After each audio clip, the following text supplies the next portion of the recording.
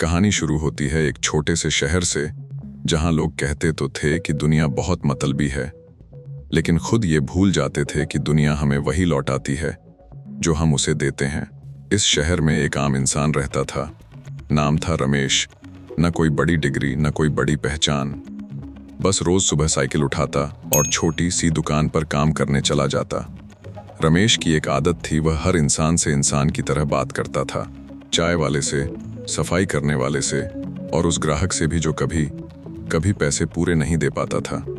लोग उसे कहते, इतना अच्छा बनने की क्या जरूरत है, दुनिया बहुत चालाक है।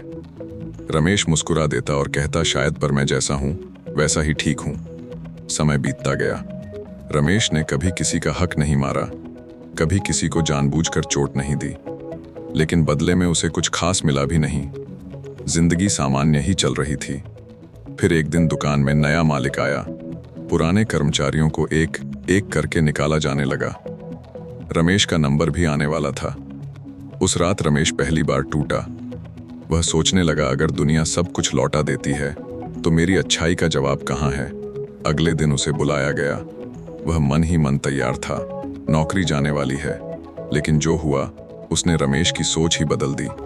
नया मालिक बोला, मैंने तुम्हारे बारे में बहुत सुना है, ग्राहकों से, सप्लायर्स से और उन लोगों से भी जिनकी तुमने बिना मतलब मदद की थी। फिर उसने कहा, ऐसे लोग कम मिलते हैं, नौकरी नहीं जाएगी, आज से तुम इस दुकान के मैनेजर हो। रमेश की आंखें भर आईं। उसे समझ आ गया, अच्छाई का जवाब हमेशा तुरंत नहीं आता। लेकिन कहानी यहीं खत्म नहीं होती। कुछ साल बाद रमेश की जिंदगी में मुश्किल दौर आया। उसके पिता बीमार पड़ गए। पैसे कम थे, हालात खराब थे। रमेश अकेला महसूस कर रहा था। तभी एक एक करके लोग आने लगे। वही चाय वाला, वही पुराना ग्राहक, वही लोग जिनसे उसने कभी उम्मीद नहीं की थी।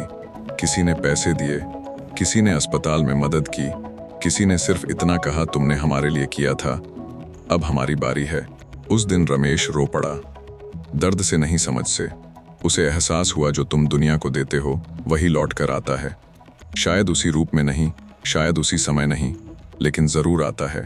दुनिया कोई बाहर की चीज नहीं है, दुनिया हमसे ही बनती है। हमारा व्यवहार, हमारे कर्म, हमारी सोच सब मिलकर दुनिया बनाते हैं।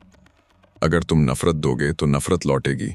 जो कहानियां दिल से निकलती हैं वो दिल तक पहुंचती हैं। अगर यह कहानी आपको छू गई हो तो चैनल फॉलो करें। स्लीप लेस ड्रीम मोर।